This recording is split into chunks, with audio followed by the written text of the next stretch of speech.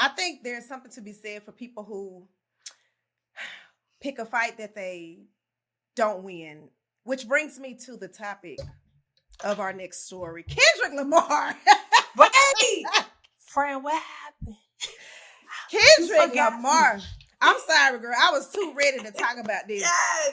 Because I'm going to tell you what happened. First of all, shout out to the NFL holding the Super Bowl every, February. They do their thing. Shout out to Jalen Hurts of the Philadelphia Eagles, the first black quarterback in the Super Bowl to be led by an all-female management team. His marketing is female, his advertising is female, his agent is female. So shout out to that, Black History. That's how you love it. Black History Month. But we do have to get into Kendrick Lamar. When that man said, "I'm going to get my lick back," that's exactly what he meant. And so I feel like there was a lot of symbolism that we witnessed during the Super Bowl performance. Yes. And I personally enjoyed it. What did you think about it, friend? Oh my God, hands down my favorite. I don't care. It was literally my favorite. There were so many messages. Uncle Sam and getting it played by Samuel L. Jackson was lit. And just letting you know exactly how far back we've come. It's letting you know exactly where we are right now in society. Also, with the American flag, a lot of people was talking about the American flag, but it was so much bigger than that because that flag got our blood on it. African American people, this was built on our backs. So it was a symbolization of how hard we worked. Also, just from him being from, Cali, LA, and having blue and red Crips, you know what I'm saying, in the same space. Just like the chalk outlines. It was just so many different things. People not wanting him to do the Drake diss, but he did it anyway.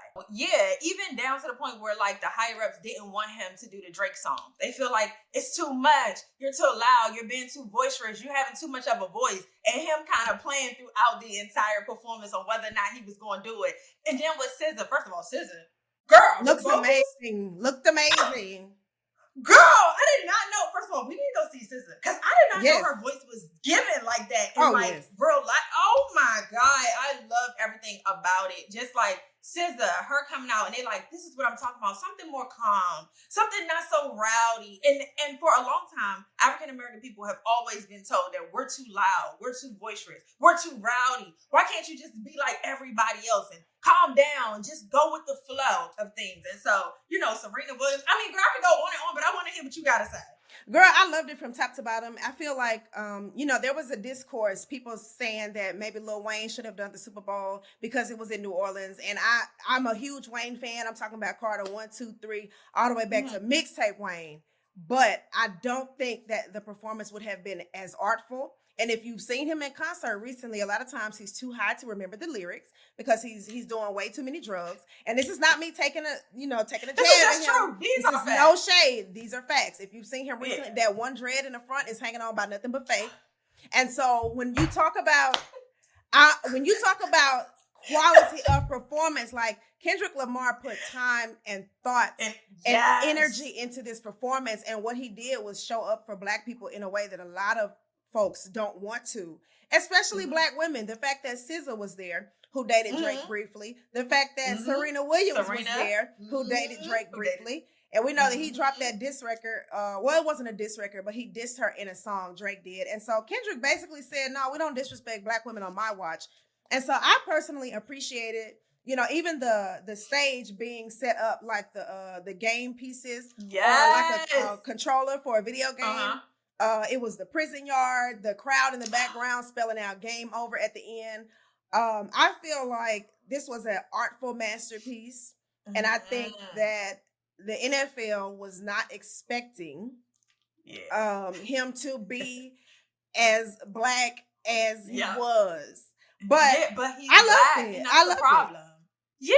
And that's the thing. It's that's the problem. It's he's Black.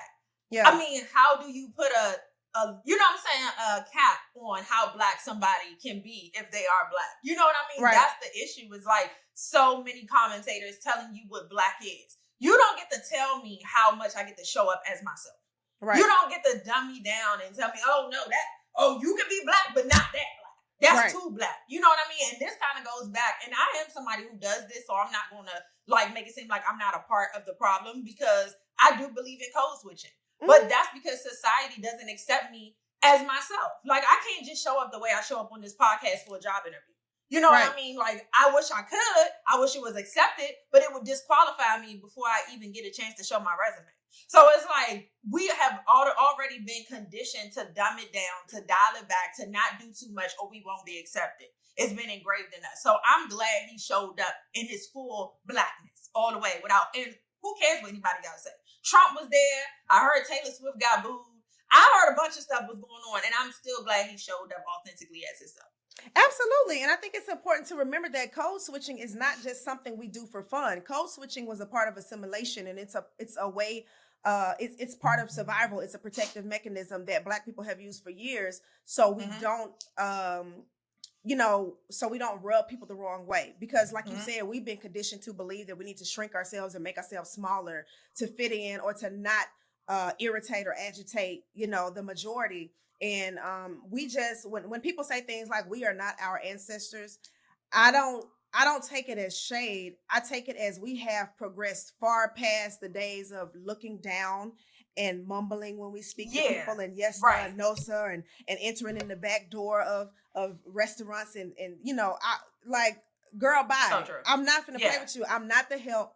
I'm not the custodian, and you're going to speak to me like you got some sense and that I deserve the respect of basic human decency, because that's essentially what period we're in right now. And I think it's such a scary time that we are having these kinds of discussions about this performance, because why wouldn't you want him to go up there and be blackity black?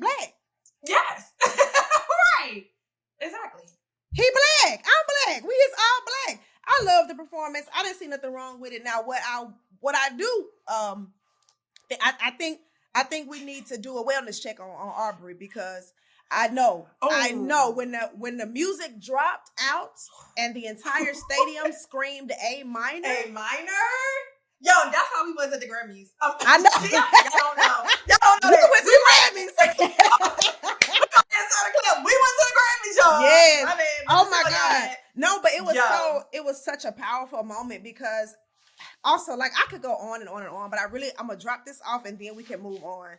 But holding powerful Black men accountable is such a taboo thing in our community. We have learned since childhood that weird uncle that is making all the girls uncomfortable, we still let him come to the family reunion and all the cookouts. Which is crazy. We never say nothing about it. And babysit the kids. And then we tell the little girls, don't wear this, don't act like that, stop being fast. When men come around, you go in your room and you be quiet. Like, I think that, yes, it's funny that, Kendrick was like, oh, Drake's a pedophile. But also, if this man is having inappropriate relationships with underaged people, teenagers, children, he should be held accountable just like anybody else.